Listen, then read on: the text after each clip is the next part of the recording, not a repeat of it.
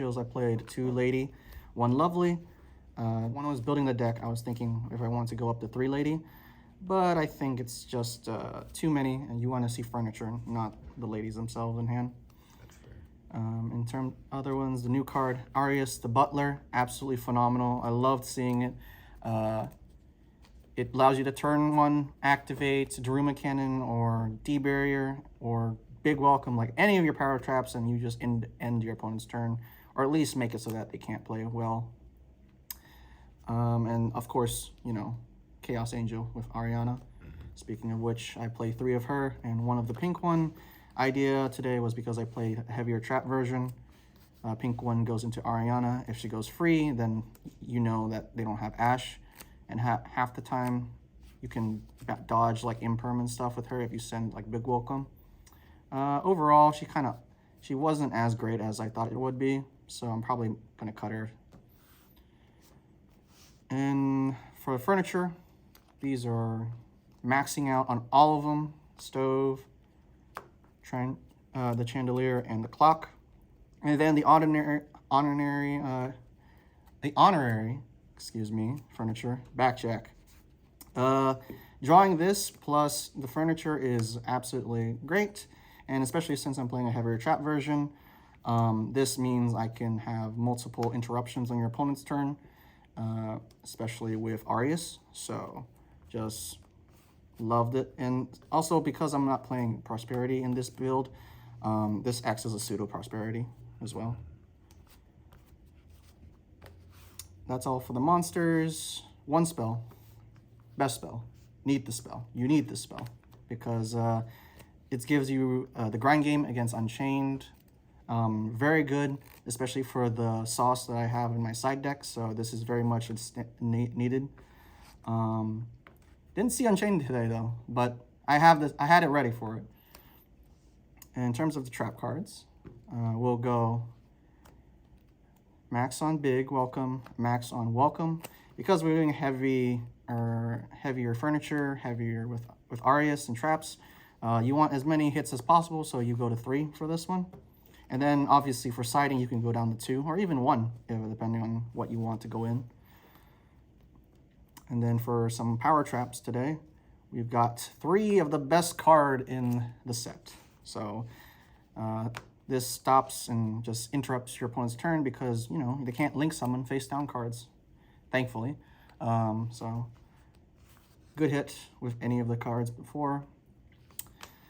Playing 2 Compulse. Gorgeous. Yeah, I'll be honest, I'm playing this because I got these QCRs. If I were to replace them, I would probably replace them with a different power trap. But I think they did their job well enough simply because it's a non-destroy removal. So it dodges stuff like, you know, their purely cards that protects from destruction or whatever, and some various other case scenarios. And it's nice to see. The reason I'm playing 2 is for the next card, which is Trap Trick. Yeah, so with Backjack, Arius, and any of the furnitures, the fact that you can hit Trap Trick and just actively search out other cards is actually crucial. So I play 2 to complement our heavier version. And speaking of which, Turn Ender, hello. Yeah. For this one, this is just very good. I was expecting to using it against Tier, and it's very good against some mono-type decks. I think very powerful for this format. So this is one I would consider going up to 2 if I was to replace Compulse. And then final 3 slots is 3 Imperm. Generic trap card, great for turning on all your other Labrynth cards. And it's also just a very generic rogue hit. So yeah, very good. All cards is 42 cards in the actual deck. If I were to change these, I would probably move some stuff around to put in 3 Prosperity. All right, and then for the extra deck, we've got 1 Linkuriboh. Because we have a lot of level 1s, we want to go into these. It's just really nice for some awkward hands where you draw Backjack, you just normal summon Backjack, make Linkuriboh, and then you Prosperity, look at the top card of your deck, and because you don't show your opponents, right, it's very, very good for surprise, and they have to play around it. It's also nice when you need to go into SB Little Knight. You don't really want to be sending this one because you want this as a surprise. So, I mean, but really, is it a surprise? Who knows? The thing is, I just liked this one as another target to send off the normal summon. Unchained Tech. I am playing Dark, so if I make Dark get your Unchained card, I make this, and it's pretty good. One Mudcracker, very good. Good for extending through imperms most times. Two SB Little Knights. The hero of the set, I think. Sheesh. Yeah. Also, I threw this second one in last minute because I was very lucky with my pulls. It ended up coming up because I played against Kashtira and they banished one, and I was like, they were like, "Oh, you have two." Yes, I do have two. It's also good for grinding, I assumed, because I wasn't playing Dogmatic Punishment, so I was expecting to go more into my extra deck.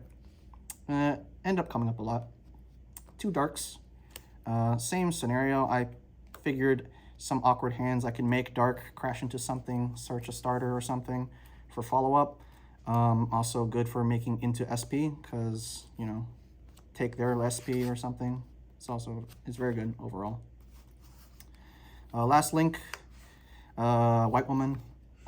Very good, because I play the pink Servant as well as all the furniture. You can really easily go into 5+ monsters, or 3 or 4 monsters on your turn, if they don't interrupt with Ash or something. So very good. Didn't come up today though. Speaking of cards that didn't come up today, Abyss and Baguska. Wanted to make Baguska into my Chimera matchup today. Didn't really happen because I either won through other scenarios or through my other hand traps, so it didn't really come up. I might remove these, but they're just so useful in the matchup that they come up for, so I just keep them in this extra deck. Final 2 cards. Other number 2 of the set. Very good. You need to. This is the best card for this. This is best in this deck, I think, because you have so many fiends. So, and you don't really need your normal summon half the time. So, for some games where, you know, you can't really beat over anything, you just normal summon backjack, make Typhon crash into their SP, and then you bounce another thing, and then you activate backjack. So, pretty good. And then another thing that came up today with Kashtira, but I think is very useful. I think you need 2. You could probably get away with only going 1. But I think with Arius and Ariana being 4 and 6 to make 10 is very good. So I think 2 is very easily doable. For the side deck, I've got some sauce here today, and it is something. I'm siding in Ghastly Glitch, Invader of Darkness, and Chaos Hunter because I'm playing the field spell. I figured, you know, why don't I get this card? I can pop a card, and it dumps one of these 2 for my certain matchups where it's bad into. This is good for Flu. This is good for those random Kashtira cards. This is good for the branded illusions because they can't banish to summon. So that means they cannot negate. You can't evenly match me if I activate this, so, you know, very good case scenarios. And it doesn't have to pop your opponent's card, which is why I can make this with Ghastly Glitch. This one, you cannot activate quick plays. Runix, can't cry about it. Pearly, cry about it. So, you know, very good. It came up. I was able to go first place preliminaries because against 3 Pearlies because of this card. I didn't make it through past that though, but you know, I think there's very much a lot of potential here. So I might go 2 Ghastly Glitch in the main, or just keep 2 in the side to swap in for something else. No, that's really spicy. Yeah. And then for other cards, Power Traps, D-Barrier, Different Dimension Ground. Monsters that goes to the grave gets banished instead. Good for Tier, good for Dark World, Good for any of those random rogue matches that might need it. E-Red never worked ever, and I'm glad I put this in this side because goddamn it sucked. I would rather just activate Daruma Cannon or D-Barrier, so this doesn't really do anything for half the time. But I keep it in because I might go against Runic. It's Labrynth. Yeah, and it's Labrynth, so why not? Going first card, Solemn Judgment. I both love and hate this card. It never works out whenever I play with it, but I needed something that just, because I'm playing a heavier trap version, I needed something that stopped Evenly Match and Harpy's Feather Duster. So I just played 2. I didn't want to play 3 because I didn't want to draw multiple, and it worked out. Droll and Lockbird, you need this for this format. Ash Blossom. I don't have this in main because I'm going for a heavier trap version. Just power through with Daruma Cannons and it works out for you for the most part. I do side this in because sometimes there's just some matchups where it's just a lot more powerful than a trap card. So I side it in and I side out some backjacks because with more monsters you don't need the backjack as much. And then the last 2 cards, your Bestials. Only came up in 1 matchup today because I played against Branded Chimera. But for the rest of them, I didn't really need them. But these are very good. You can recurse them all the time if you're a big welcome. So summon Magnamut, bounce this back to hand, you have follow-up. It's pretty good. Those are my side deck. All right, bro. Again, congrats, man. You got all the way to final cut, man. That's huge. Yes, thank you very much. Do you have any final thoughts or anything, any shout-outs? Final thoughts on the deck itself. I'll probably try to fit in Prosperity. That way I can fit in other stuff like Harpy's Feather Duster, Called By in my side deck. In terms of shout-outs to all the crew at locals in Tallahassee.